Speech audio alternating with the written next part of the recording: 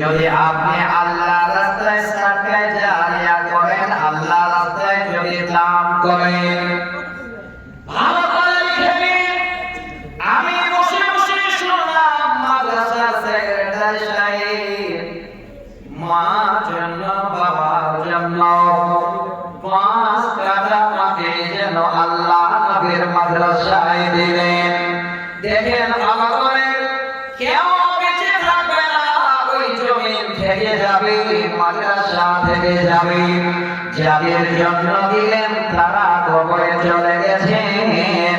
এই জারিয়া কিয়ামত যতক্ষণ না হবে, কবরে তারা তার নেকি তার বিনিময়ে তারা পেতেই থাকবে, বন্ধ হবে না। নাম্বার 2,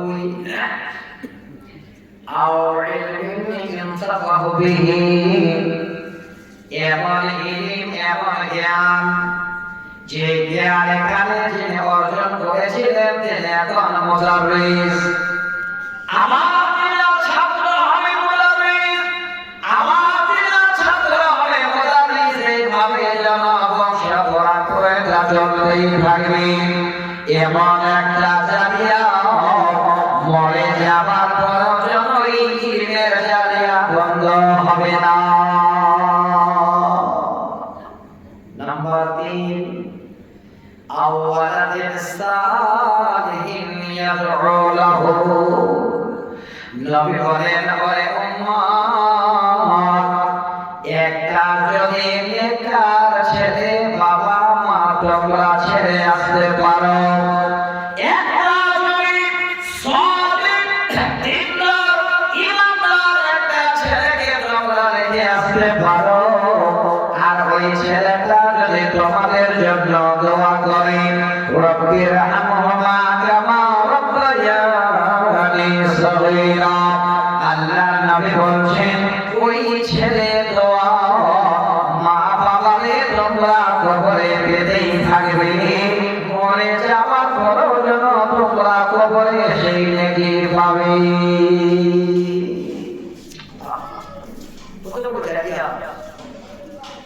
একটা নেককার ছেলে তৈরি করে চলে যায়। এবার আপনারা জানেন নেককার মানে আলেম ওলামা না। নেককার আপনার একটা ডাক্তার হতে পারে, একজন বিজনেসম্যান হতে পারে, একজন মেডিকেল অফিসার হতে পারে, একজন কৃষক হতে পারে। হালাল হারাম মেনে চলে, আল্লাহ রাসূলের জীবন ব্যবস্থা নিয়ে জীবন চালায়।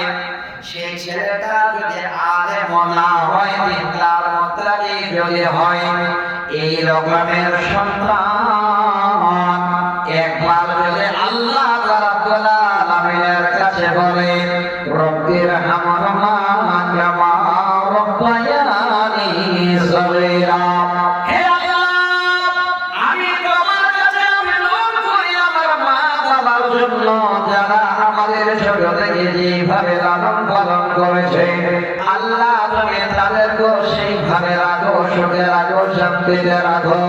আল্লাহর কাছে একটা সন্তান যদি আওয়াজ দিয়ে যায়, মা বাবারে কবরে চলে গেছেন, আপনার হাড় মাংস একটাও কবরে নাই, মাটিতে খেয়ে নিয়েছে, পোকায় খেয়ে নিয়েছে, আপনার আল্লাহর কাছে সেই একটা সন্তানের দোয়া যেন চলে যাবে। ওরে মা বাবা আমার, এই জারিয়া কিয়ামতের আগে পর্যন্ত বন্ধ হবে না। ভাগ্যবান কালকের মানুষ। অনেকবার এসেছি, এই মালিক সাহেব আমার বাড়ি চলে গেছে, শুরু শুরু জীবন তো ভাবে তাকিয়ে লেগেছি, কোথায় পৌঁছবে আমার বাড়ি। তখন ওই ছেলেটাকে দেখে এসেছিলেন, ওই জন্য বলছে ছেলেটার কথা। এই ফেব্রুয়ারির 21 তারিখে 21 বছর বয়সের ছেলেটা আমার এমবিবিএস ডাক্তার সেকেন্ড ইয়ারে পড়ছে, আলহামদুলিল্লাহ সরকারিতে, যার প্রতি মাসে ছেলেটার হোস্টেল ফি আমাকে দিতে হয় 12 টাকা। কত টাকা বললাম? এক সালে এক বছরে 144 টাকা। আচ্ছা বলে এখন ভাবে আমি তোমরা বলছি জানে গর্ব নয় আল্লাহ যেন আপনাদের সন্তানকে বানায় সুন্দর দাড়ি রেখেছে ছেলেটা আমার 5 ওয়াক্ত নামাজ একটাও কোনোদিন রোজা ছাড়ে না রোজা করে সারা রাত পড়াশোনা করে আমি এই জন্য বলছি যে এমন ছেলে তৈরি করে শুধু আলেম ওলামারা নেককার সন্তান তা নয় আমাদের গ্রামে 5টা ডাক্তার 3 জন এমডি 2 জন এমডি করছে এমডি যে করছে তারাও আমার ভাইস্তা এবার গতকালকে রেজাল্ট হয়েছে ফাইনাল করে এক্সামে কলকাতায় একটা ভাইস্তা আমার পুরো কলেজের মধ্যে এক র্যাঙ্ক করেছে মানে ফার্স্ট ক্লাস পাস করেছে এবার সে একটা স্বর্ণ পদক প্রাপ্ত সে যেন পুরস্কার পাবে আমাদের গায়ে যদি কোনোদিন এই যে না আব্বা গেছে তখন ছিল না এখন যদি কেউ যায় তো বলবে এত ভিতরে এত ইউনিভার্সিটি কলেজ কি করে তৈরি হলো যে ছেলেটা রাজমিস্ত্রির জোগাড় দেয় তারও ছেলেটা হোস্টেলে রেখেছে পড়াবার জন্য শিক্ষা অর্জনের জন্য গ্রামে ছোট ছেলেগুলো খুঁজে পাবেন না সকাল যদি হলো তো 3 বছর থেকে 3.5 বছরের বাচ্চাগুলো ঘাড়ে ব্যাগ নিয়ে দেখে স্কুলে ছুটেছে আমি অনুরোধ করছি আপনাদের এই জামিয়া এই মাদ্রাসাটা আমাদের জীবনের ভবিষ্যতের জন্য একটা কারিগর এই মাদ্রাসা থেকে যে বড় বড় আলেমগুলো বসে আছে কোথায় আসারি কোথায় সালাফি কোথায় আর বড় বড় আলেম ডিগ্রি করে এসেছে এই মাদ্রাসায় পড়া এই মাদ্রাসা থেকে তারা পড়াশোনা করেছে আজকে আমি অনুরোধ করছি আপনাদের দয়া করে এই মাদ্রাসা থেকে সব শিক্ষা দেওয়া হয় নিজের জীবন যাপন কি করে আমরা করব আমি যে মাযমুনটাকে চয়েস করেছি এই মাদ্রাসার কোরআন পড়ে এই মাদ্রাসার উর্দু কিতাব পড়ে এই মাদ্রাসা থেকে হাদিস পড়ে আজকে আমি মাযমুনটাকে আপনাদের চুলে চুলে দিচ্ছি তাহলে আপনাদের কাছে এবার ঈমানের আয়াত শোনাচ্ছিলাম একটা এক্সাম্পল দিয়েছিলাম শুধু যে আল্লাহ পাক আমাদের সব দেখে সূরা নিসা আয়াত নাম্বার 1 যে আল্লাহ আমাদের সব দেখে এই জায়গাটা যদি আমাদের স্মরণ হয় ঈমান যদি আপনার থাকে আল্লাহ আপনাকে খারাপ কাজ থেকে বাঁচিয়ে দেবে আপনার ঈমানে হায়া লজ্জা আছে বলে আপনি খারাপ কাজে যাবেন না নাম্বার 2 উদাহরণটা শুনবেন আমি আস্তে আস্তে করে বলছি আপনারা ধীরে সুস্থে শুনছেন খুব ভালো লাগছে তাহলে টাইমটা আমাকে যদি একটু শুরুতে আপনারা দিতেন এত মনটা ভালো ছিল সারা দিন আমি আসলাম ক্লান্ত হয়ে আগামী কালকে আমি বুঝতে পারিনি এখানকার জলসা শুধু কালে সালিমউদ্দিন রিয়াজি সাহেবের কথাটা বলে দিয়েছি অন্য মোকাররির হলে সঙ্গে সঙ্গে ভিতরে ভিতরে বাতিল করে দিত আগামী কাল কেমন প্রোগ্রাম কলকাতার লাস্ট এদিকে আর মানে এই দিক থেকে নদিয়া শেষ জাকিরি একটা জায়গা আছে কৃষ্ণনগর পার হয়ে যেতে হয় সেখানে তা আমি ভাইকে বলেছিলাম ভাইজান আমি যাব আপনারা যদি পরিষেবা দেন তাহলে আমি জায়গাটা ধরতে পারবো না পারবো না নেমে আপনারা ঘুমাবেন আমাকে একবারে বেরিয়ে যেতে হবে তাহলে আপনারা ভাবেন এত কষ্ট করে এসেছি এই জায়গাটাকে ভালোবাসি আর এই যে ইনার আব্বা যে আছেন কিনা লোকটার মুখটা একবার করে মনে পড়ে আমার বাড়িতে গিয়ে একটা ছেলে উনি খুবই ভালোবাসে তাহলে আজকে আমি আপনাদের কাছে এসেছি কষ্ট করে কিছু দেওয়ার জন্য দ্বিতীয় দলে দিচ্ছি সূরাটার নাম হলো সূরা গাফির আয়াত নাম্বার 19 শুনবেন মন দিয়ে অনেক ছেলে মেয়ে আছে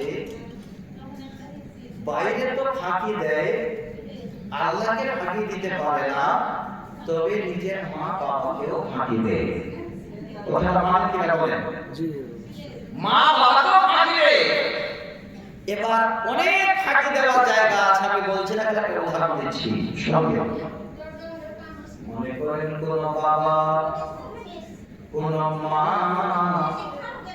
তারা নিয়ে মাদ্রাসার মাইকে আমাদের দেবো এই বল কে কথা বলছে যে মাইকে আমরা মাদ্রাসা না কে বসে আসো ওনারা বাড়ি দিতে বলো দরকার নেই কি দরকার বাড়ি শুনে আসতে তোমার প্রোগ্রাম আছে ডাক্তার সাহেব তাসবিহ বসে শুনো করবে মহিলাদের আওয়াজ যদি আসে তাহলে হায়ার আওয়াজ তাকরি করে কি হবে হ্যাঁ এখানে তো হায়াত নিয়ে গেছে আর কি করবেন মহিলাদের আওয়াজ বাড়ি থেকে মানে দেওয়াল থেকে যদি বাইরে না যায় তো এখানে ঝগড়া করছে না কি ওরা হ্যাঁ শুনে রাগ করে না বাবু চলে যেয়ে না, যদি মন চায় চুপচাপ করে বসে শুনে। আমি এমন একটা মাযমুন আপনাদের আজকে শোনাচ্ছি, যিনি আমাদের স্রষ্টা, যিনি আল্লাহ, আল্লাহরও হায়া আছে। হাদিসটা শোনাবো আপনাদের, একটু ধৈর্য ধরেন শুনে ভালো করে। ছেলে মেয়েরা মা বাবাকে ফাঁকি দেয় কিভাবে? কারণ কে মাদ্রাসা জালসা, এবার মা বাবা ছেলে মেয়েদের নিয়ে জালসায় আসে, জালসা শুনবে, কোরআন শুনবে বলে আস্তে আস্তে আস্তে সঙ্গে একটা সাবান কামিয়ে মা বাবা নিয়ে আসে। হঠাৎ করে মা বাবার সামনে ওই মেয়েটার একটা পুরানা বন্ধু যেন চোখে পড়ে গেল। পুরানা বন্ধুকে দেখতে পেয়েছে মেয়েটা, মা আছে বাবা আছে, কথা বলতে পারে না, তখন কাছাকাছি গিয়ে চোখ দিয়ে ইশারা করছে, মা বাবার সাথে আছে এখন কথা বলা যাবে না। ইমানে হায়াটা বুঝাতে যাচ্ছে। হ্যাঁ মা আমার, বোন আমার, ভাইরা আমার, ইমানে হায়া যদি থাকে, এই যে চোখের ইশারাটা করে আপনার বন্ধুকে থামিয়ে দিলেন, মা বাবাকে জানতে দিলেন না, আমার আল্লাহ আমাদের চোখের ইশারা পর্যন্ত সব জানে। আচ্ছা বলেন, চোখ দিয়ে যদি কাউকে ইশারা করে কেউ দেখতে পেল না, আল্লাহ দেখতে পাবে না? পাবে না? এটা কথা বলা যাবে? আল্লাহ কোরআন শোনাচ্ছি, আল্লাহ পাক বলেন ইয়া আলামু খাইনাতাল আ'য়ুনি ওয়া মা তুখফিস সুদূর। আল্লাহ বলছেন বান্দারে, ওরে আমার বান্দিরা, যদি তোমরা চোখে চোখে ইশারা করো, আমি আল্লাহ তোমাদের চোখের ইশারাটা পর্যন্ত জানি।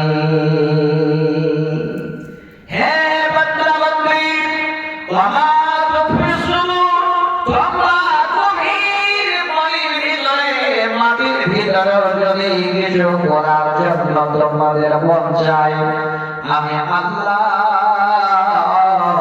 তোমার গভীর অন্তর কি বলতে চাই, গভীর জঙ্গলে কি করতে চাই, সেই খবরটাও যেন আমি আল্লাহ তোমাদের জানি। মানুষ এমনিতেই ভালো হয়ে যাবে, এমনিতেই মানুষের হায় চলে যাবে। দেখে আল্লাহ পাক চোখের ইশারাও জানেন।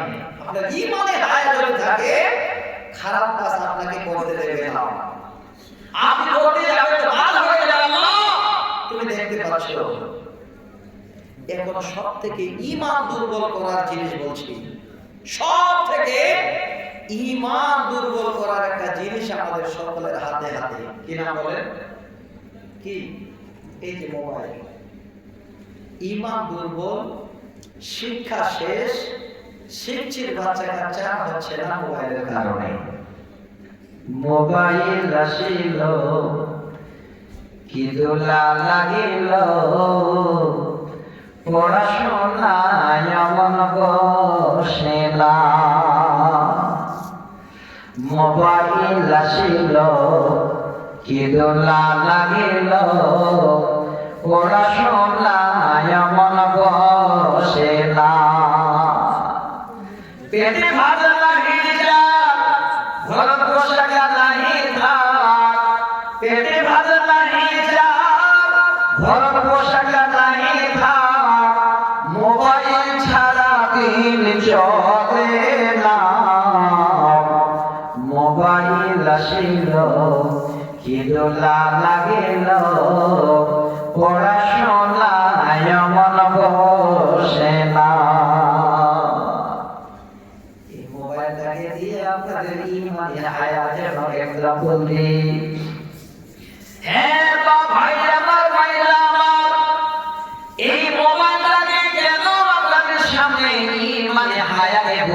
সামান্য উদাহরণ দিচ্ছি শোনেন। মা বাবা কোনোদিন চায় না যে তার সন্তান নষ্ট হয়ে যাক। মা বাবা চায় না যে সন্তান আমার খারাপ হয়ে যাক। খারাপ সন্তানকে কি করে ভালো করতে পারা যায়, মা বাবারা অনেক অনেক চেষ্টা করে। ছেলে মেয়ে পড়াশোনা করছে, মা বাবা চাইছে যে ছেলেটা ভালো করে পড়ুক। এবার খানাটা না খাওয়া হয়ে গেল এশার নামাজ বাদে, ছেলে হোক আর মেয়ে হোক, মা বাবা বুঝিয়ে বলছে বেটা রাত 11টা পর্যন্ত পড়াশোনা করে সুন্দর করে ঘুমিয়ে যাবে। দেখেন উদাহরণ দিচ্ছে আল্লাহর কোরআন থেকে। সূরাটার নাম বলছি, সূরাটার নাম হলো সূরা মুলক, আয়াত নাম্বার 13। যারা এখানে বসে আছে আমি আগে বলেছি আপনাদের প্রত্যেককে দলিল দিচ্ছি। এবার ওই ছেলে মেয়েদেরকে মা বাবা বলল বাবা সব 11টায় শুয়ে যাবে। 11টার সময় এবার বই বন্ধ করল, কেতাব বন্ধ করে দিল, দরজা বন্ধ করে দিল। মা বাবা মনে মনে ভাবছে ছেলে মেয়ে আমার ঘুমাচ্ছে। কিন্তু বর্তমান এই মোবাইল এমন জায়গায় পৌঁছে দিয়েছে, কানে হেডফোন লাগিয়ে দিল। এবার লেপের ভিতরে গিয়ে তার ভিতরে করছে কোন বন্ধু বান্ধবীর সঙ্গে। শুধু তা নয়, এসএমএস করতে শুরু করলো। সারা রাত ধরে এবার তারা যেন এসএমএস করছে। হ্যাঁ ভাই আমার, বাবা আমার, ইমানের হায়াত কাকে বলে আপনাদের বোঝাতে যাচ্ছি। গভীর রাত্রি বেলায় কেউ শুনতে পায় না। এবার সারা রাত ধরে কোন ছেলে কোন মেয়ের সঙ্গে গপ করে, কোন বন্ধু বান্ধবীর সঙ্গে গপ করে। এই খবরটাও যেন আল্লাহর কাছে কোনদিন ছুপে থাকে না। আল্লাহ পাক বলেন ওয়া আসিরু কাওলাকুম আফিজহারু বিহি ইন্নাহু আলিমুম বিযাতিস সুদূর।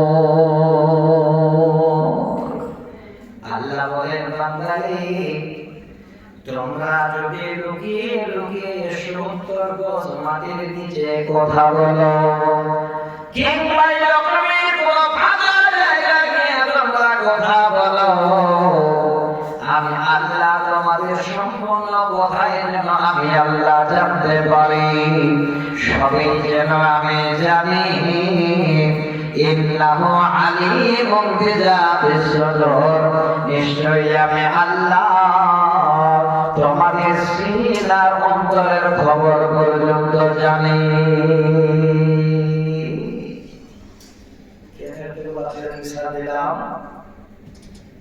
এই হায়াটাকে বুঝে নেওয়ার জন্য আপনার যদি লজ্জা হয়, আল্লাহর উপরে বিশ্বাস থাকে, তাহলে আপনি একাই হলো খারাপ কাজে যেতে চাইবেন না।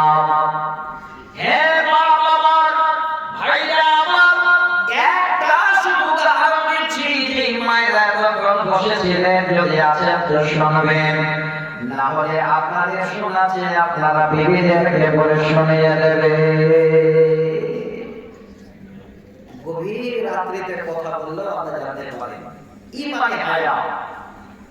একটা উদাহরণ দিচ্ছি, হযরতে উমর ফারুকের জামানা। শুনবেন, আপনারা ওয়াজ যখন শুনতে এসেছে, আমি আপনাদের ওয়াজ শোনাতে এসেছি। আল্লাহ কসম বলছি, শুধু আপনাদের কোরআন হাদিস ছাড়া অন্য কিছু জানতে শোনাবো না। এই শেষ টাইমে 10 মিনিট তখন গজল শোনাবো, কবিতা শোনাবো। আপনি যদি শোনাবেন একটু ধৈর্য ধরে একটু উদাহরণ দিয়ে আপনাদের। হযরতে উমর তিনি রাতের অন্ধকারে ঘুমাতেন না। পুরো শাসন আমলে তিনার দেশে তিনার রাজত্বে তিনি রাতারাতিতে পাহারা দিতেন। উমর বলছে, এক রাত আমি পাহারা দিচ্ছি, রাত সারা রাত চলে গেছে, শেষ রাত্রি বেলায় রাস্তা দিয়ে যাচ্ছে, তো এক বাড়ি ওই রাস্তার ধারে, ওই বাড়ি থেকে একটা মেয়ে মানুষের জন্য গুনগুন গুনগুন করে আওয়াজ বের হচ্ছে। সেই মেয়েটি আমার বাড়ির ভিতরে তার যৌবনের গান গাইছে, জীবনের গান গাইছে। কারণটা শোনাচ্ছে, ওই বাড়িতে মেয়েটি একাই, স্বামী বাড়িতে নাই, স্বামী গেছেন কাজ, কাজ শেয়ার প্রান্তরে। একটা মেয়ে মানুষ যখন বাড়িতে একাই থাকবে, স্বামী যদি 10 দিনের জন্য পাটনাতে যায়, তো ওই মেয়েটা ওই 10টা রাত মনে মনে ভাবে যে 10 রাত এটা আমার 10 বছর যাচ্ছে। ভালো করে মিলাবে, দেখবে কি সম্পর্ক আল্লাহ ঘনিষ্ঠ করে দিয়েছে 3টা কোরআনের আয়াতের মাধ্যমে। ওই মেয়েটি রাতের বেলায় আর ঘুম আসছে না, স্বামী ঘরে নাই। হযরত ওমর বলেন, আমি এলাকে গিয়েছি, রাতে যাচ্ছি, হঠাৎ করে সে বাড়ির জানলাতে আওয়াজ আমি শুনতে পেলাম। মেয়ে গাইছে, তাওয়ালা হাযাল লাইলু ওয়া আসওয়াতু জানিবুহু ওয়া আরদিহি আল্লাহ জাজিআ উলাইবুহু। আরবিতে শোনালাম আমাদের শেরটা। মেয়েটি গাইছে, আল্লাহ রাত আমার জন্য লম্বা হয়ে গেছে, আমার রাত কাটে না, রাত যেন ঘন অন্ধকার, আমার শয়ন সাথে করে নাই, আমি যার সঙ্গে খেল করব। ইমানে হায়াত হারে যাচ্ছি, হে মা, আমার বোনেরা, মা যারা বসে আছেন, একটু ভালো করে শোনেন, যাদের স্বামী ঘরে নাই, ওই মায়েরা যেন অবশ্যই এই কথাটাকে একটু শুনে রাখে। বর্তমান খুব গন্ডগোল। স্বামী যদি 6 মাসের জন্য বাইরে, 3 মাসের জন্য বাইরে, এইদিকে দেখবেন স্ত্রী এবার স্বামীর ফোন পেয়েছে, স্বামীর টাকা পেয়েছে, স্বামীকে ফোন না করে এবার অন্যদিকে ফোন যাচ্ছে। কত দেখবেন ইমানে হায়াত নেই, একবার ভাবে না যে আমি স্বামীর ঘরে আছি, স্বামীর ইনকাম করা পয়সা খাচ্ছি, স্বামীর ঘরে শুয়েছি, স্বামীর দেওয়া মোবাইল চালাচ্ছি, স্বামীকে একবার ফোন করছে তো অন্যদিকে 17 বার ফোন যাচ্ছে। বর্তমান এই কথাটাই বোঝানোর জন্য ইমানে হায়াত বলে বোঝাচ্ছে। ওই মেয়েটি রাতের অন্ধকারে স্বামী বাড়িতে নাই, দুঃখের গান গাইছে। কি বলে? রাত লম্বা হয়ে গেছে, রাত বড় অন্ধকার, আমার শয়ন সাথী ঘরে নাই, আমি যার সঙ্গে খেল করব। হযরত ওমর যখন শুনলেন আওয়াজ বাহির থেকে, থমকে দাঁড়িয়ে গেলেন আর বলেন, আল্লাহ, আমি ওমর, এখনই যদি কিয়ামত হয়ে যায়, আল্লাহ, আমি কি করে তোমার কাছে এই দায়িত্ব, এই রকমের তোমার কাছে জবাব দেব? আল্লাহ, তুমি আমাকে খলিফা বানিয়েছো। আল্লাহ গো, আমি তোমার কি করে তোমার কাছে জবাব দেব? এই মেয়েটা কি দুঃখে যে কাছে, আমি খবর দিতে পারি না। কিছুক্ষণ পরে আমার মেয়ে বলছেন, ফাওয়াল্লাহি লাউলাল্লাহ লা শাইয়া গায়রাহু লা নাফিসা মিন হাযা সারীরি জাওয়ানিবুহু। শরীরের রঙ শিউরে যাবে, এই মিসরাটার এই শেরের যদি তর্জমাটা আপনি জানতে পারেন, মেয়েটি বলছে আল্লাহ তোমার কসম করে বলি আল্লাহ এটা আমার অন্তরে আছে যে তুমি আমার আল্লাহ, এটা যদি আমার মনে না হতো আমি যেন আমার ঘরের এই সুন্দর পালনটাকে আমি হিলিয়ে দিতাম। এর বাংলাটা ভালো করে বুঝে নিন। মেয়েটা বলছে আল্লাহ আমার স্বামী যেমন বাড়িতে নাই, আমি যদি একজন লজ্জাশীলা নারী না হতাম, ঈমানওয়ালা নারী না হতাম, অন্য কোন বন্ধুকে ডেকে আমি সারা রাত ধরে স্বামীর ঘরে আনন্দ করে নিতাম। হযরত ওমর দাঁড়িয়ে গেলেন, আল্লাহকে বলছেন আল্লাহ এত মেয়েটা মুখের গান গাইছে, আমি ওমর কি করব? এই মুহূর্তে যদি আল্লাহ তোমার কাছে যেতে হয় আমি ওমর ধরা পড়ে যাব। এই মেয়েটার আমি খবর নিতে পারিনি, আমি একজন দায়িত্ববান, আমি খলিফাতুল মুসলিমিন, আমি ওমর যেন মেয়েটার এই দুঃখটা যেন আমি বুঝতে পারি না। কি আর ডিউটি করবে? দাঁড়িয়ে আছে যে আল্লাহ কিয়ামত যদি হয়ে যাবে কি জবাব দেব?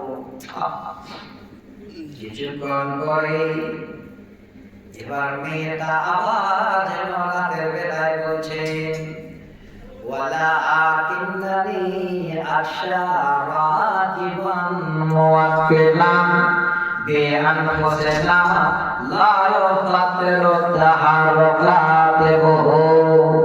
মেয়েটি বলছেন আল্লাহ তোমার আজকে যেন অন্তরে আমার যদি ভয় না থাকতো, আর দুইজন পর্যবেক্ষক আল্লাহ দুইজন ফেরেশতা তুমি আমার ঘাড়ে রেখেছো, আমরা যা কিছু করি না কেন ওই ফেরেশতা দুইজন যেন কাফিরদের বিভক্ত করে, এটা যদি আমার মনে না হতো তাহলে আল্লাহ আমি অন্য জায়গায় পৌঁছে যেতাম। কেমন ইমান হায়াত দেখে, ইমান যেমন হায়াত তেমন স্বামীর ঘরে নেই, আমার স্বামীর ঘরে কাউকে আসতে দেওয়া হবে না। আল্লাহ গভীর রাত্রিতে তাই বেলা কাউকে ডাকি না, আল্লাহ তুমি দেখতে পাবি। শেষে মেয়েটা বলছেন আল্লাহ আমি কোনো মুজাহিদ নই, আল্লাহ আমি কোনো খারাপ নই, আনতা না'লামু লা আনতারানিহু, আমি আমার স্বামীর সবাই কাছে অন্য কোন সবাই কোনদিন আসতে দেব না। হযরত ওমর দাঁড়ায় থাকতে থাকতে থাকতে থাকতে সকাল করে দিলেন। ঠিক যখন চিৎকার টাইম হয়ে গেল, হযরত ওমর হাতে হাতে হাতে বাড়ির ঘরের ভেতর যায়। বাড়ির ভেতর থেকে হযরত ওমরের পায়ের আওয়াজ নামে তা বুঝে নিয়েছে। দরজা চলে গেছে। কই গো, কেউ বাড়িতে আছো? এখনকার যদি আমার ভাইরা এত বেহায়া, একটা যদি ফকিরও আসে, একটা যদি এরকম কোনো লোক আসে, কইজি বাড়িতে আছো? হ্যাঁ করে দরজা এসে বলবে কে তুমি জি, কোনটে বাড়ি, কি চাইছো? কে চাচা 1,000 টাকা দিচ্ছে, 10,000 টাকার মানুষ গলত করছে। আর চাচা হলো দাদা নাই দাদি নাই, দাদি মারা গেছে, পরে যদি না দিবে ধন সম্পত্তি থেকে দাদির নামে দাদার নামে তো কে দেবে বলেন তো আপনি? মা বাবার নামে যদি না দিবে কে দিবে? আজি বাবু শেষ দাঁতটা একটু বড় দানা হলো না ধান জমিল, কি আছে বেটার দিকে ওই ধান জমিল।